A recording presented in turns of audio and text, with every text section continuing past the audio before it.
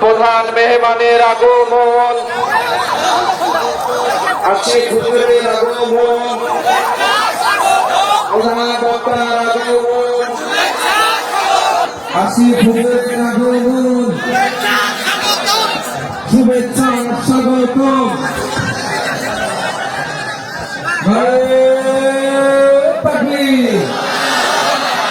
পালপুরবাসীর পক্ষ থেকে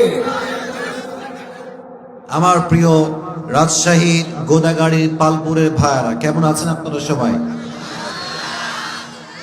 আলহামদুলিল্লাহ, আল্লাহ তাআলার শুকরিয়া যে আজ জুমার দিন আসরের নামাজের পরে আল্লাহ তাআলা আমাদের সবাইকে কোরআনের বাগানে বসার সুযোগ দিয়েছেন। আমরা সকলেই শুকরিয়া তার দিল থেকে জবান খুলে পড়ছি আলহামদুলিল্লাহ। আজকে আমাদের এই প্রোগ্রাম পালপুর বাইতুল হামদ ওয়াক্তিয়া মসজিদের উন্নয়ন প্রকল্পে আজকের এই মাহফিল।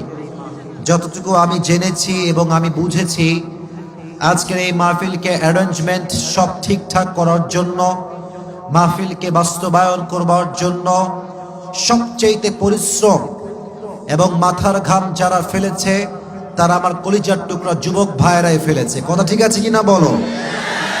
সবচেয়ে বেশি তারা কষ্ট করেছে।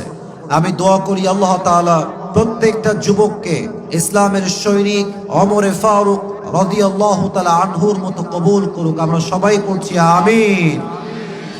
না, পালপুরের সাউন্ড তো হইল না।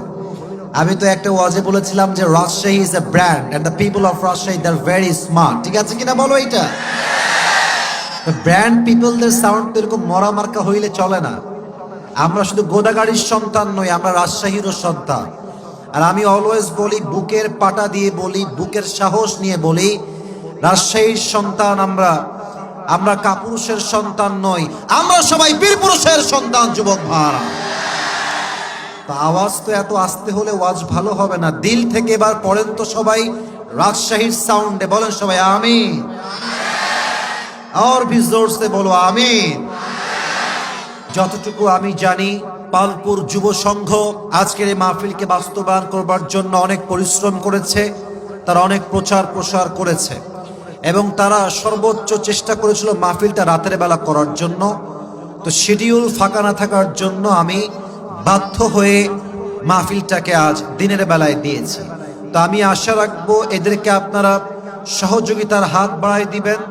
যে যুবকরা আজকে আমাকে নিয়ে আসছে, যদি আপনাদের সহযোগিতার হাত থাকে, আগামীতে তারা এই মাঠ না হোক অন্য মাঠে হলেও তারা একদিন মিজানুর রহমান আজহারিকেও নিয়ে আসবে ইনশাআল্লাহ।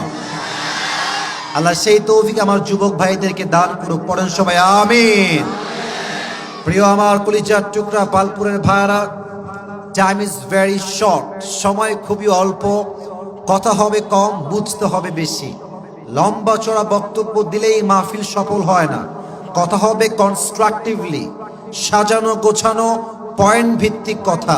শুনবেন কম, বুঝবেন ভালো, অল্প কথায় কাজে দিবে বেশি যুবক ভাইরা, ঠিক কিনা বলেন? আমি সবাইকে ভূমিকায় কিছু কথা বলে আমার তাফসিরে ফিরে যেতে চাই। আমার প্রিয় পালপুরের ভাইরা, আমি আজকে রাজনৈতিক বক্তব্য দেওয়ার জন্য এই মাহফিলে আসি নাই। আমার শত্রু কেউ নয়। আওয়ামী লীগও আমার বন্ধু, বিএনপিও আমার বন্ধু, জামাতও আমার বন্ধু, হেফাজতও আমার বন্ধু, চরমনায় আমার বন্ধু, সরসিনা আমার বন্ধু।